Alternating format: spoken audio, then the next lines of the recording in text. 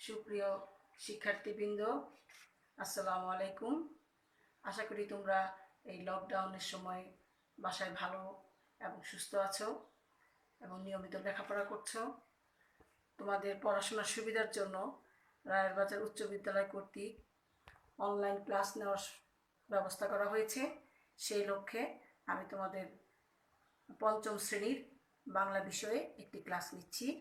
তোমরা মনোযোগ দিয়ে আমার ক্লাসটি ফলো করবে। আশা করি এতে তোমরা উপকৃত হবে। তোমরা তো সবাই জানো এখন আমাদের যে সমস্যা চলছে তার মধ্যে আমরা কেউ বের হতে পারছি না। সবাই বাসায় বসে যার যার মতন করে লেখাপড়া এগিয়ে নিয়ে যাব, কারণ পরীক্ষা আমাদেরকে দিতেই হবে।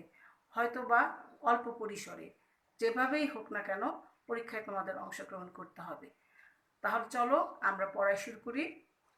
তোমরা তো সবাই জানো মা বাবা আমাদের জন্ম দিয়ে থাকেন, পরবর্তীতে আমাদেরকে মানুষ হবার জন্য আমাদেরকে যারা এগিয়ে নিয়ে যান তারা কে বলতে পারো?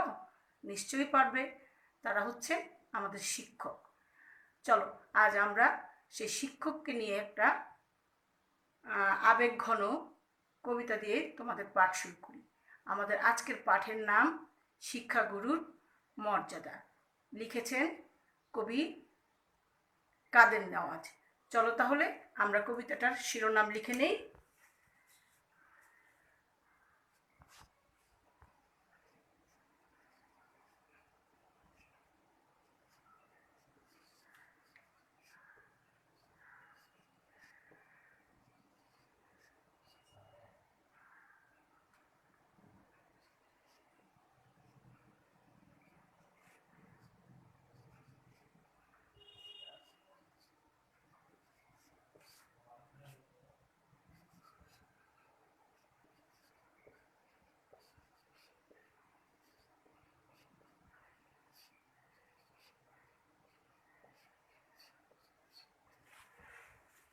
তো আমাদের আজকের কবিতার নাম হচ্ছে শিক্ষাগুরুর মর্যাদা।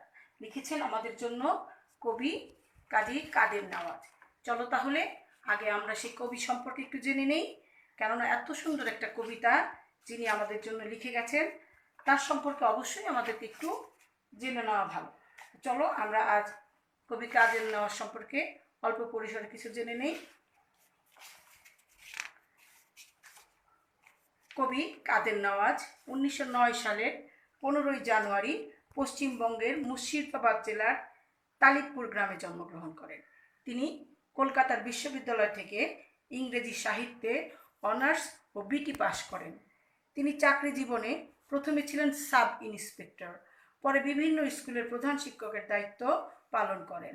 তিনি নীতি কথা ও কাহিনীমূলক শিশুতোষ কবিতার জন্য খ্যাতি লাভ করেন। 1983 সালের 3রা জানুয়ারি এই ব্যক্তিত্বে মৃত্যুবরণ করেন। তাহলে চলো আজ আমরা এই কবিতা সম্পর্কে একটু জেনে নিই। কবিতাটা অত্যন্ত চমৎকার এবং সুন্দর ছন্দে লেখা। তোমরা বাসায় নিজেরাও এই কবিতাটা বারবার আবৃত্তি করে প্রতিটা লাইন সম্পর্কে অর্থ জেনে নিবে।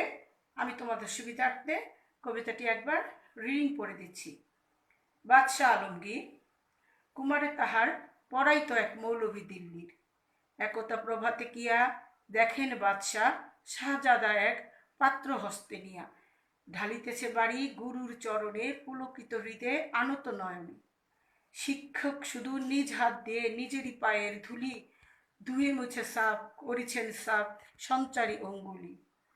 শিক্ষক মৌলভী ভাবিলেন আজি নিস্তার নাহি, যাই বুঝি তার সবই, দিল্লিপতির পুত্রের করে লইয়াছে পানি চরণের পরে, স্পর্ধা কাজ হেন অপরাধ কে করেছে কোন কালে, ভাবিতে ভাবিতে চিন্তার রেখা দেখা দিল তার ভালে। হঠাৎ কি ভাবিয়া উঠি কহিলেন আমি ভয় করি নাকো, যায় যাবে শির টুটি, শিক্ষক আমি শ্রেষ্ঠ সবার, দিল্লির প্রতি সে তো কোন ছাড়, ভয় করি নাকো ধরি নাকো ধার, মনে আছে মোর বল, বাদশা শুধু শাস্ত্রের কথা শোনাবো অনর্গল, যায় যাবে প্রাণ তাহে, প্রাণের চেয়েও মান বড়, আমি শোনাবো শাহান সাহেব। তারপর দিন প্রাতে বাদশার দূত শিক্ষকে ডেকে নিয়ে গেল কেল্লাতে, খাস কামরাতে যাবে। শিক্ষকে ডাকি বাদশা কহেন, শুনুন জনাব তবে, পুত্র আমার আপনার কাছে সৌজন্য কি কিছু শিখিয়াছে? বরং শিখেছে বেয়াদবি আর গুরুজনে অবহেলা। নহিলে সেদিন দেখিলাম যাহা স্বয়ং সকালবেলা। শিক্ষকগণ যাহাপনা আমি বুঝিতে পারিনি হায়, কি কথা বলিতে আজিকে আমায় ডেকেছে নিরালায়। বাদশা কহেন, সেদিন প্রভাতে দেখিলাম আমি দাঁড়ায়ে তফাতে, নিজ হাতে যবে চরণ আপনি করেন প্রক্ষালন। পুত্র আমার জল ঢালি শুধু ভিজাইছে ও চরণ, নিজ হাতখানি আপনার পায়ে বুলাইয়া সযতনে, ধুয়ে দিল না কো সে চরণ, বড় ব্যথা পাই মনে।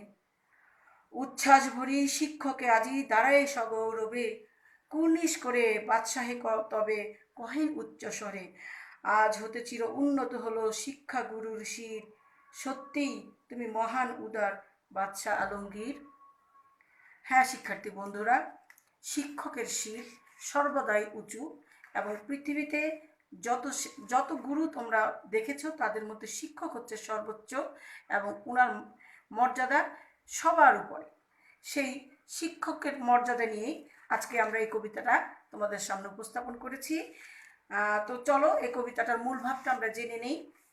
তোমরা তো সবাই জানো পৃথিবীতে মা বাবা ছাড়া আগমন করা যায় না।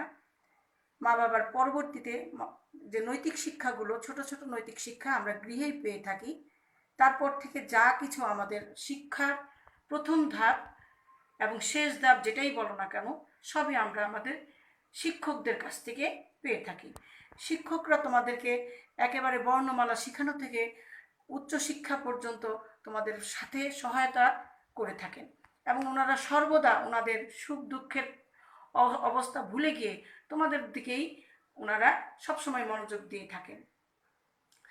কেননা বাবা মা ছেলে মেয়েকে স্কুলে দিয়ে যায়, তাদের হয়তো সময় হাতে থাকে না, কিন্তু একজন শিক্ষক নিবিড় যত্নে সেই বাচ্চাটিকে বা সেই শিক্ষার্থীটিকে একদম বর্ণমালা থেকে সব কিছু ধৈর্য সহকারে শিখিয়ে দেয়, এবং ধীরে ধীরে সেই বাচ্চাটি একসময় কি হয়, অনেক বড় ডাক্তার, ইঞ্জিনিয়ার, ওরা সবাই হতে পারে। কি করে বলো তো? শুধুমাত্র শিক্ষকের সহায়তায়। শিক্ষকরা তাদেরকে শুধু যে শিক্ষা দিয়ে থাকেন তা নয়, শিক্ষার পাশাপাশি নানা রকম নৈতিক শিক্ষাও ওনারা দিয়ে থাকেন, যেগুলো পরবর্তী জীবনে তোমাদের সবসময় কাজে লাগে। কেননা গুরুজন শিক্ষক ছাড়াও আরও গুরুজন থাকেন, তাদের সম্পর্কেও শিক্ষকরা তোমাদেরকে নানাভাবে বুঝিয়ে থাকেন। যেমন এখানে দেখো, দিল্লির একজন অধিপতি। দিল্লির অধিপতি মানে সামান্য ব্যাপার নয়, দিল্লির যিনি সম্রাট তাকেই অধিপতি বলা হয়। তখনকার সময়ে বাদশা আলমগীর ছিলেন দিল্লির প্রখ্যাত সম্রাট। উনার ভয়ে তৎকালীন প্রজারা সবসময় তটস্থ থাকতো। উনি ছিলেন একজন ন্যায় বিচারক শাসক। উনারই পুত্রকে পড়াতেন দিল্লির এক সামান্য মৌলবী। পদবীতে সামান্য হলেও তিনি কিন্তু বাদশার কাছে মোটেই সামান্য ছিলেন না। তিনি অত্যন্ত যত্নের সঙ্গে তার ছেলেকে লেখাপড়া শেখাচ্ছিলেন। বাদশা ভেবেছিলেন ছেলে আরও কিছু শিখবে, কারণ শিক্ষকের কাছে সবারই একটা অন্যরকম চাওয়া থাকে। শিক্ষক তার যতটুকু সম্ভব শিখাচ্ছিলেন, কিন্তু বাদশা অত্যন্ত ব্যথিত হয়েছিলেন। কেন বলো তো দেখি? ওই যে ছেলে তার শিক্ষকের পায়ে পানি ঢেলে দিচ্ছিল, শুধুমাত্র তাকে হাত দিয়ে সে পাখানি ধুয়ে দিচ্ছিল না। এটা দেখে বাদশা আলমগীর অত্যন্ত লজ্জিত এবং মনে মনে দুঃখ প্রকাশ করছিলেন। কেননা শিক্ষক হচ্ছে সবচেয়ে গুরুজন, তার পায়ে হাত দিয়ে সালাম নেবে, তাকে আশীর্বাদ করার জন্য অনুরোধ করবে, এবং যখন যেখানে যেভাবেই শিক্ষককে পাবে না কেন সর্বদা শিক্ষককে সে সম্মান করবে, এটাই বাদশা চেয়েছিলেন। তাই নিরালায় শিক্ষককে ডেকে নিয়ে যখন তিনি এই ব্যাপারটা জানতে চাচ্ছিলেন, শিক্ষক তো ভয়ে তটস্থ হয়ে গেলেন। ভেবেছেন দিল্লির পতির ছেলেকে দিয়ে তিনি কাজ করিয়েছেন, হেন অপরাধ, হয়তো বাদশা ক্ষমা করবেন না। কিন্তু কি আশ্চর্য দেখো, দিল্লির সে মহান বাদশাহ বুঝেছিলেন শিক্ষকের মর্যাদা কখনোই বাদশার সমতুল্য বা অন্য কারোর সমতুল্য হতে পারেন না। তাই তিনি শিক্ষককে বললেন, আপনি আমার ছেলেকে শিক্ষা দিচ্ছেন বটে, তবে আমি আশা করেছিলাম এমন শিক্ষায় শিক্ষিত করবেন তাতে সে নীতিবোধ, নৈতিকতা, আদর্শ সব কিছু শিক্ষা পায়। কিন্তু আপনি সেই শিক্ষা দিতে ব্যর্থ হচ্ছেন দেখে আমি মনে বড়ই কষ্ট পাচ্ছি। তখনই শিক্ষক বুঝতে পারলেন যে হোক তিনি দিল্লির অধিপতি, কিন্তু তিনি আমাকে যে মর্যাদা দিয়েছেন, তিনি সগৌরবে সউচ্চ স্বরে একেবারে আবেগ আপ্লুত হয়ে বলে ফেললেন, আদি হতে চির উন্নত হলো শিক্ষা গুরুর শির, সত্যিই তুমি মহান উদার বাদশাহ আলমগীর। তাহলে শিক্ষার্থী বন্ধুরা, তোমরা বুঝতে পেরেছো নিশ্চয়ই কবিতার মূল অর্থটা কি। শিক্ষকের মর্যাদায় কখনো কার্পণ্য করতে নেই। তাহলে চলো এই শিক্ষা থেকে আমরা আরো কি কি শিখব। এই পাঠ থেকে আমরা ছোট ছোট কয়েকটি শব্দের অর্থ আছে, সেগুলো আমাদেরকে জানতে হবে। তোমাদের পরীক্ষায় শব্দের অর্থ লিখতে হবে, সেই জন্য আমরা কয়েকটা শব্দ তোমাদেরকে এখানে দিচ্ছি। যেমন কুমার, শব্দার্থের মধ্যে আসবে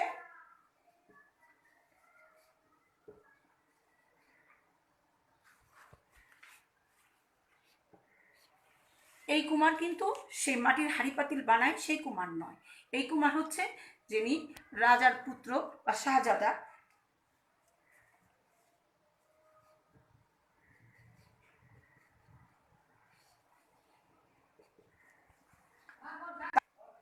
রাজপুত্র কুমার, শাহানশাহ বাদশাহ, বাড়ি, পানি, শির, মাথা।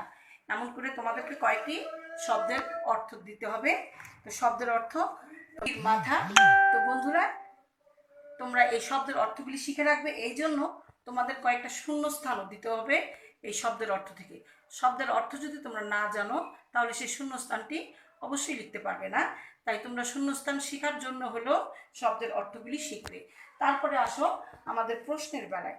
ছোট ছোট প্রশ্ন, এখানে খুব বেশি বড় প্রশ্ন শেখার দরকার নাই, কারণ আমাদের যে হয়তোবা কবিতা পুরা তোমাদের দেওয়া হবে না, 2-4টি চরণ দিয়ে দিবে, সেই চরণগুলো তোমাদেরকে বুঝে তার উপর থেকেই তোমাদের প্রশ্নের উত্তর লিখতে হবে। যেমন মনে করো একটু চরণ দিয়ে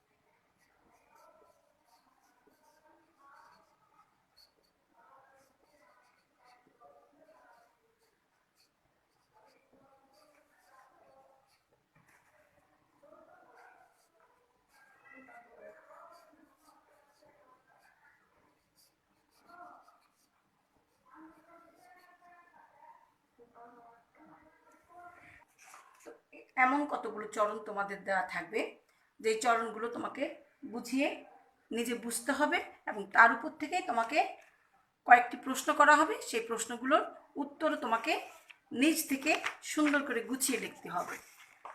তো বন্ধুরা, আশা করি তোমাদের আজকের পাঠ সহজে তোমরা বুঝতে পেরেছো এবং কিভাবে লিখতে হবে সেই সম্পর্কে নির্দেশনা কিছুটা দিতে চেষ্টা করেছি, হয়তো বুঝতে পেরেছো। তো আজ এ পর্যন্তই। থেকে তোমাদেরকে কয়েকটি সংক্ষিপ্ত প্রশ্ন লিখতে হবে। যেমন মনে করো ক দিয়ে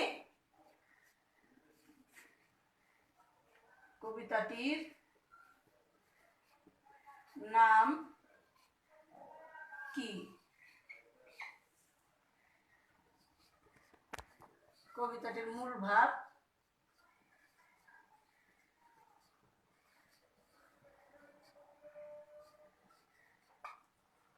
তিনটি বাক্যে লিখো।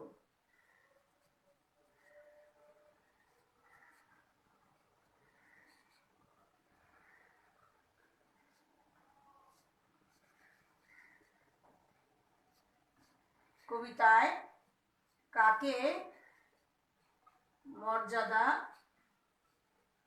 দেওয়া হয়েছে।